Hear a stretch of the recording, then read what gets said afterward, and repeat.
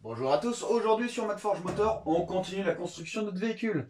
Alors, une fois on avait vidé complètement notre rayon et il fallait mettre quelque chose. Aujourd'hui, on va du coup réaliser, voilà, notre haillon. Alors il va être bien plus léger, en plus de ça on va pouvoir évacuer l'air. Les lamelles sont droites, du coup de l'intérieur je vais pouvoir voir la route. Sur les côtés, ici on remplace les vitres. Voilà, les vitres comme ceci. Les vitres comme ça c'est extrêmement lourd, hein. Enfin, c'est extrêmement lourd. C'est plutôt lourd. Et du coup, je remplace ça par de l'aluminium. Alors ici, on crée une entrée d'air. Voilà. Alors de ce côté-là, ça ne va pas être utile.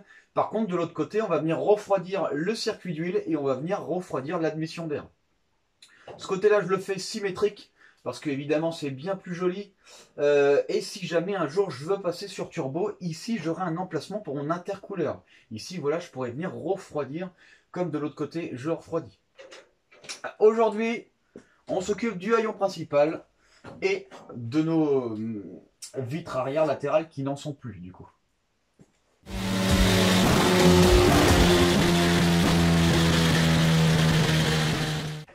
Alors, hop, ce qu'on a d'origine du coup sur ce véhicule, c'est ça. Voilà. Donc hein, il me suffirait juste du coup de mettre les écrous derrière et c'est terminé. Le problème c'est que c'est du poids et il me faut une arrivée d'air frais. Alors je pourrais très bien faire une arrivée d'air frais en dessous. Mais on va remplacer cette vitre par de l'aluminium. Donc ce que je vais faire c'est que je vais prendre exactement la même forme. Je vais le placer en aluminium et ce que je ferai c'est que sur l'aluminium je ferai des trous, tac, tac, tac. Et au fur et à mesure ça prendra l'angle. Hop, j'écarterai du coup mes plaques pour que l'air puisse s'engouffrer dedans. Alors cet air là servira surtout à refroidir le radiateur d'huile et à venir admettre de l'air frais pour notre moteur. Alors, notre radiateur d'huile ici, hop là. Donc ici on a notre paroi, la paroi elle fait un arrondi. Donc ici là, hop, je peux placer mon radiateur d'huile de cette façon. Là j'aurai les trous de l'autre côté, voilà. Donc ici, hop, je peux recevoir mon air frais. Voilà. Ou je peux le placer comme ça. Avec la tête vers le bas. Pour pouvoir, hop, que l'air arrive et vienne refroidir du coup mon radiateur. Et après, derrière, avec les autres entrées, je vais pouvoir rafraîchir du coup mon air moteur. Il sera à peu près par là. Donc j'aurai un cône ici. Et l'air qui arrivera ici viendra refroidir. Alors de l'autre côté symétriquement j'ai pas besoin d'entrée d'air parce que j'ai uniquement besoin de refroidir mon radiateur et mon admission d'air. Alors je sais pas, pour que ça fasse symétrique peut-être que je ferai quand même les entrées et si jamais un jour je passe en turbo je pourrais passer un échangeur RR, un intercooleur du coup de l'autre côté si jamais je fais une conversion turbo. Bon, c'est pas prévu pour l'instant en tout cas. Mais déjà on est pas mal avec cette atmo full préparée. Il faut le modifier, du coup là on est déjà, bon c'est pas non plus énorme hein, mais on a déjà dans les 200 chevaux pour 250 newtons, pas loin. Donc ça devrait suffire pour une caisse qui est plutôt assez légère. Voilà. Donc ici on va mettre notre plaque, on va faire nos entrées. Et je pense que symétriquement on fera quand même les entrées, même si c'est inutile. Voilà. Après le haillon, on va faire pareil. Sur le haillon, on va mettre une plaque en aluminium rivetée dessus ou vissée dessus. Et on fera des sorties exactement pareil qu'ici, mais derrière. On verra ce que ça donne.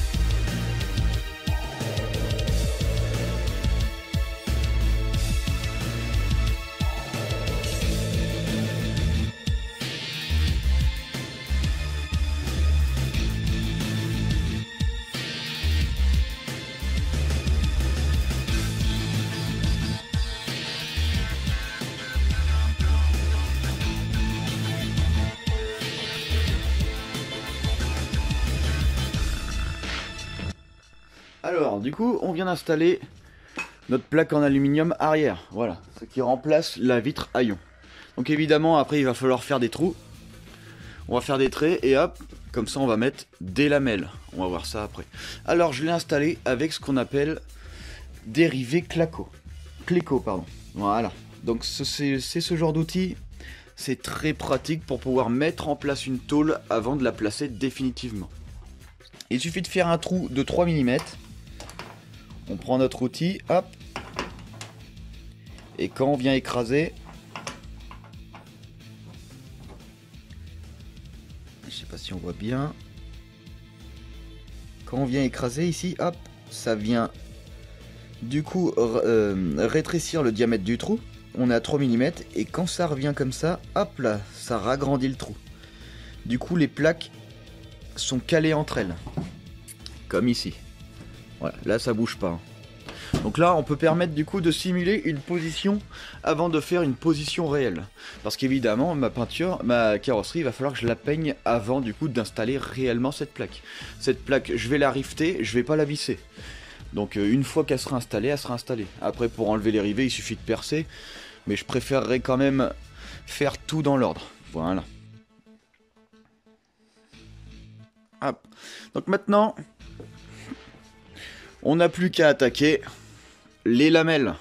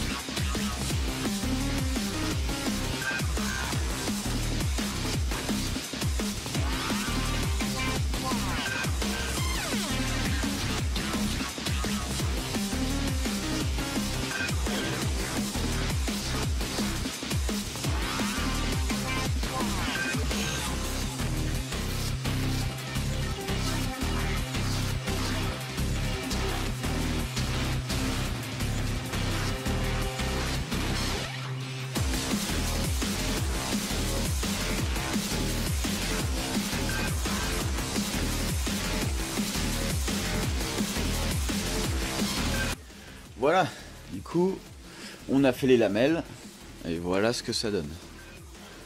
C'est pas trop mal. Alors il y a un souci, évidemment, je m'y attendais.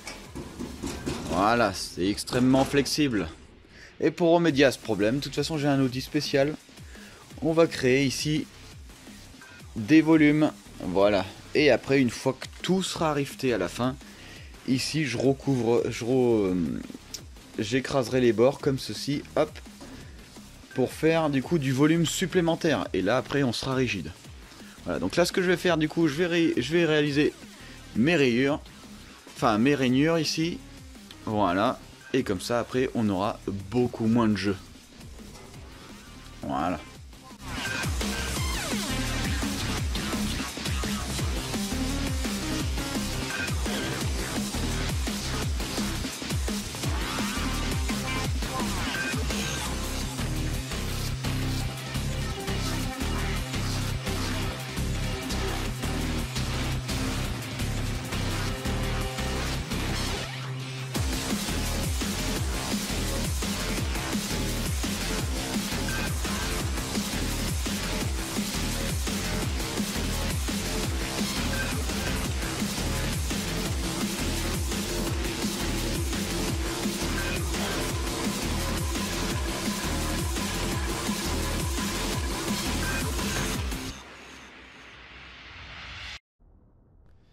Voilà un peu ce que ça donne. Hop. Donc là ici, voilà, on a du volume maintenant. Et du coup, notre structure est un peu plus rigide. Voilà. Donc on a fait ça des deux côtés. Il n'y a plus qu'à l'installer. Alors l'outil, c'est ça. C'est une moulineuse bordeuse. C'est très simple, hein. Vous mettez votre plaque entre les deux trucs. Bon, il y a plusieurs éléments vendus, hein. Il y a plusieurs tailles de diamètre ici. Il y a plusieurs autres choses aussi. vous mettez votre plaque de tôle et après ici vous venez visser, vous venez écraser un peu. Et le mieux c'est de le faire en 2 ou 3 fois. Voilà, sur de l'aluminium en 2 fois c'est bien. Après il faut pas le faire, je pense qu'on pourrait le faire en 1 fois, mais on peut déformer trop le métal et c'est pas forcément bon. On peut créer des déformations plus loin. Voilà. Donc là maintenant ce qu'on va faire, on va prendre notre plaque, on va la remettre en place. On va voir si on a gagné un peu de rigidité. Donc voilà, donc enfin on a du coup une structure déjà un peu plus rigide. Ça reste quand même mou, hein. Il va falloir créer d'autres volumes. Par exemple, chaque lamelle, indépendamment, on peut créer du volume. Il suffit juste de recourber le derrière des lames. Ce qui évitera du coup ce genre de choses. Après évidemment, quand on sera à la fin, ici là, on viendra replier. Et là on sera vraiment rigide. Mais déjà, chaque lamelle indépendamment, il faudrait faire ça. Donc là ici, il faut que je replie l'intérieur des lamelles très légèrement pour créer du coup du volume. Pour éviter ce genre de phénomène. Voilà, du coup une fois de plus, il va falloir le redéposer et il va falloir s'occuper de chaque lame indépendamment.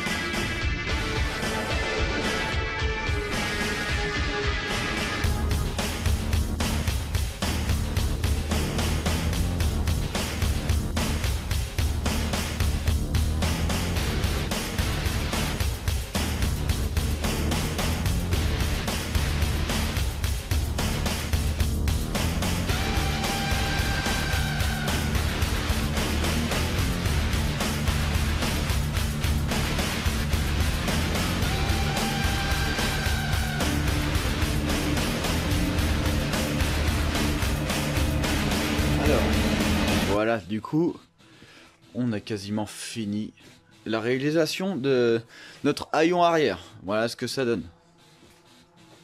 Donc c'est pas trop mal. Voilà. Alors du coup, on a dû créer du volume. Hop, voilà, pour rigidifier complètement. On a dû aussi créer du volume ici sur chaque lame pour qu'elle tremble moins qu'avant. Voilà, parce que sinon après... quand ça tremble trop et tout, c'est pas forcément agréable. Là ici, on est bien résistant. Alors, voilà. Donc ici, on voit bien qu'on a créé du volume là. Ici, voilà, tout le long. Hop. Et là, on est assez rigide. Alors, je pense que je vais le laisser comme ça. Parce qu'au final, c'est pas trop mal rigide. Donc évidemment après, hein, à la place de ces clécots, il va falloir mettre des rivets. Donc ça, ce sera à la fin. Alors pour la peinture finale, je sais pas du tout encore ce que je vais faire. Voilà, pour l'instant, je sais pas du tout. Voilà, donc maintenant qu'on a terminé du coup le haillon, il va falloir faire les fenêtres. Voilà, du coup on a fini notre haillon. Maintenant on va devoir s'attaquer à la fenêtre. Donc ici, comme prévu, on va la passer en aluminium. Voilà. Donc ici, l'avantage, c'est que j'ai déjà ma forme. J'ai plus qu'à la créer sur carton. Une fois que j'ai mon carton, je peux essayer de l'adapter ici. Et uniquement après, je la fais en aluminium. Si j'adapte directement ça en aluminium, en fait, je vais avoir des soucis. Parce que c'est pas exactement pareil, hein. Ici, on voit la trace du joint, alors que nous, on veut être bien contre. Donc il faut d'abord que je passe en carton cette vitre et après que je la passe en aluminium. Voilà. Alors un truc, ici j'ai un trou. Alors soit je le soude, soit je rifte une plaque en aluminium, soit je fais une arrivée d'air et en fait je me sers de cet endroit pour refroidir l'air du moteur, l'air d'admission. Ici. Et ici du coup je m'en servirai uniquement pour refroidir le système de lubrification. Ce qui serait pas trop mal. Parce qu'au final ici mon radiateur est quand même assez gros. Voilà, il prend pas mal de place. Ce qui aurait été pas mal, du coup, c'est de profiter de toute cette place pour refroidir complètement mon radiateur.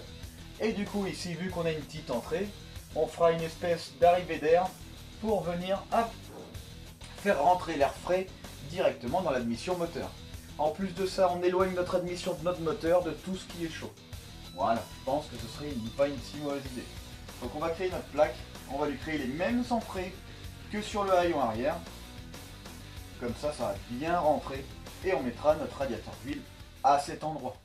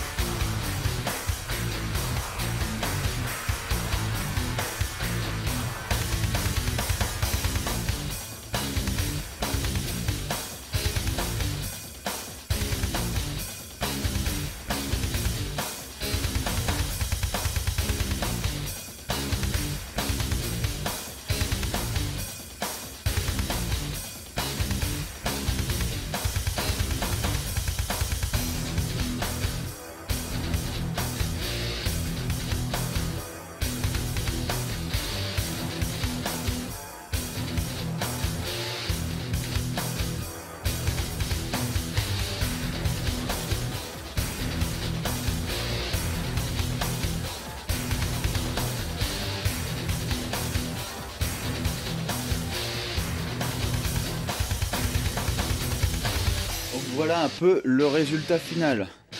Voilà. Alors du coup on a mis du volume pour que ce soit plus résistant, plus rigide.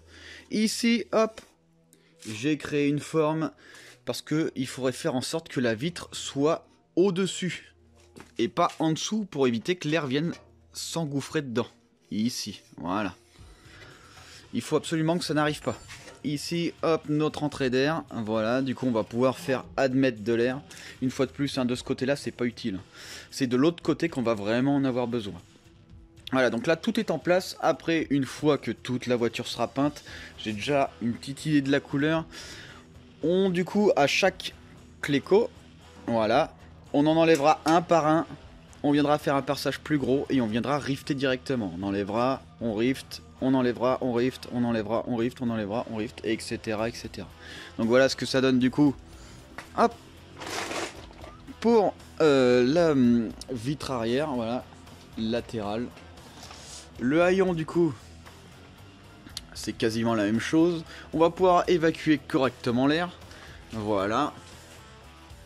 Hop, et en plus quand je suis droit, je peux voir la route derrière moi quand je suis assis au poste pilote. Voilà. Et évidemment de l'autre côté, exactement la même chose. Alors malheureusement j'ai pas assez de cléco. Du coup ici il y en a moins.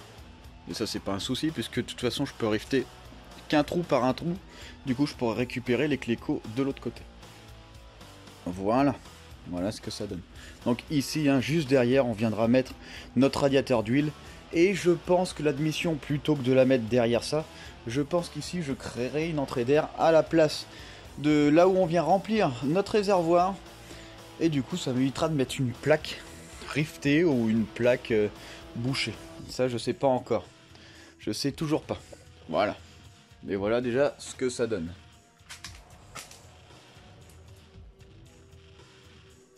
Si vous avez aimé cette vidéo, n'hésitez pas à mettre un pouce bleu. Si tout ça vous intéresse et que vous n'êtes pas encore sur ma chaîne, rendez-vous sur Madforge Motor.